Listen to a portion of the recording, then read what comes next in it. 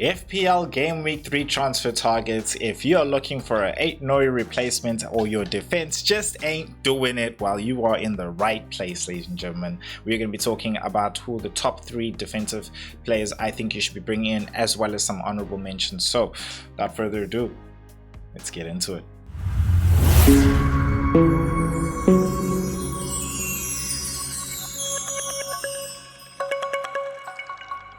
So here's a stat for you guys.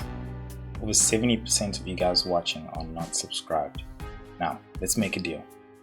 So in the next few minutes, if you guys get the value that you're looking for from this video, please do me a huge favor and hit that subscribe button. It would honestly make a huge difference in helping me and my one-man team, bringing you guys more content throughout the season. So, sounds like a deal? Let's get into it. All right, guys. Game week 3, top 3 defensive transfers. Tino Livramento looking really good, guys. 5 million, 5.1.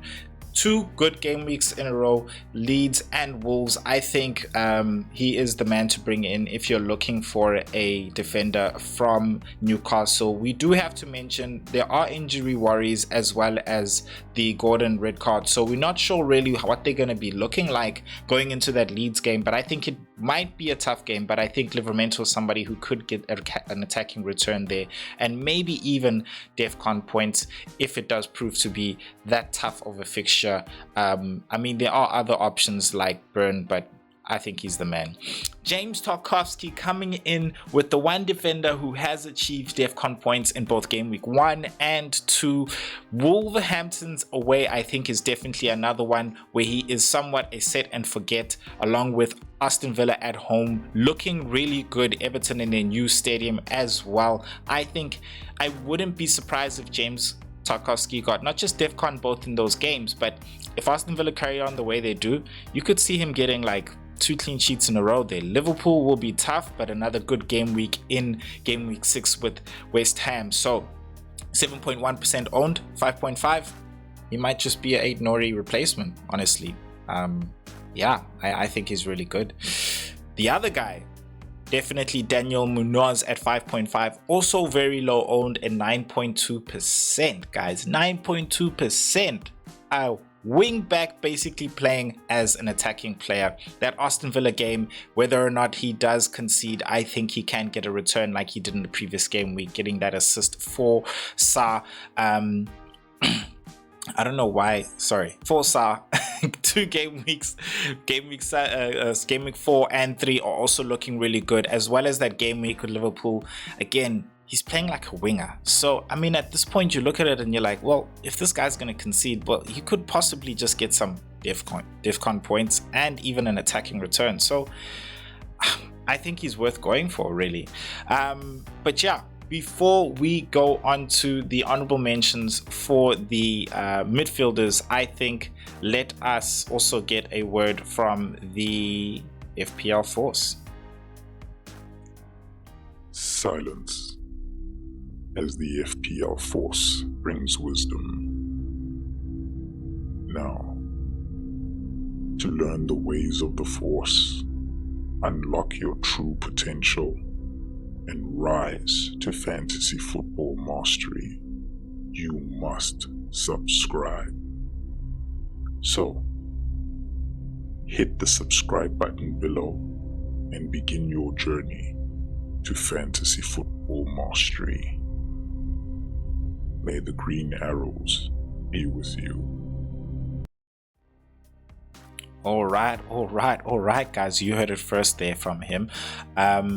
I need to change that graphic because those are not the top defensive transfer, well, the other defensive transfer options. So let me just all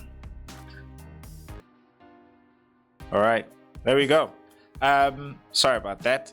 So the honorable mentions in defense: Toyson from Chelsea, 4.5. I think I have to mention him because, again, another cheap option if you're looking for another way into that Chelsea defense. He has been getting some good game time as well. I think, you know, Chalobah is also another option, having scored, but I feel like Toyson is the one that is he seems to be. I remember Enzo Maresco in the interview saying, you know, without Chilwell, not Chilwell, jeez man, who's that guy? Not Chilwell, Colwell. Without Colwell, Tosin's the one who knows how to really build up from the back. So on the left hand side, or in that midfield really. So it's really going to be Tosin and somebody, and Chalobah being there as well. I think he's definitely a good option as well. So I would go for Tosin over Chalobah. Fofana is somebody who is coming back into the picture. So this is why for me he's more of an honorable mention. Also considering that Fulham, I think, will be a bit of a much easier game actually. Fulham is just, they're troublesome, and I've seen them in the first 2 game weeks. They're not necessarily an easy team to beat. Plus at the same time, when they are going on attack, they're going on attack. So hey, depending on how David Sanchez is, you know, hey, those guys could concede or not, you know. Anyway, Ake is another option to consider, considering that we are still waiting for the absolute news on the ankle injury for Aït-Nouri. But I put him here because now we need to think about the fact that who would we be going for if we want to weigh into that Man City defense. Now we do know about the goalkeeper transfer potentially happening, so Trafford could not be an option for us at 5 million, could not be an option for us at 5 million.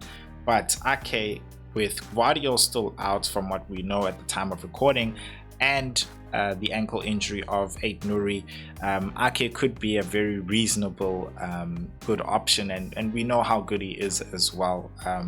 Whether he is playing more so attacking or even back, I think he's someone who can also get some defcon the same way Aït-Nouri has in that left back role as well.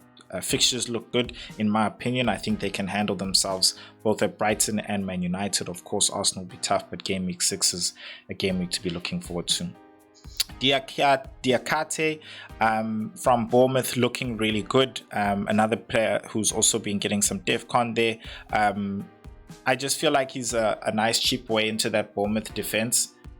There definitely are some other options, and I just like their fixtures after Tottenham. So if you are looking for a Bournemouth defender, I thought he would be a good honourable mention, with Brighton at home, Newcastle at home as well, and then that Leeds game as well. Those fixtures for me are just, they're looking really good. But he's my option, I think, just because of what he's been looking, how good he's been looking, especially from the eye test, but also the underlying numbers, you know, they don't lie. He is also a defcon, a player who can be getting some defcon as well. So if you're considering him, definitely go for him. Dogu for me is the Man United option in terms of a defensive player. He's somewhat last here for me just because defensively I don't like the fixtures for Man United. So he's more for me like if you're going for a free hit game week 3, I would definitely go for him, you know, put him in, dog. But against Man United, against Chelsea, you can take a chance against Brentford, but Brentford at home, they seem to be looking impressive. So I would be cautious there as well. But for this game week, sure, if you need somebody, he's definitely a cheap option for you there as well. So those are my top 3 defenders and honorable mentions. If you are looking for some midfielders as well as strikers, well then check out these 2 videos over here. If you want to know which ones to check out first, I'll check out the forwards. But other than that, guys, I'll see you in the next video. Peace.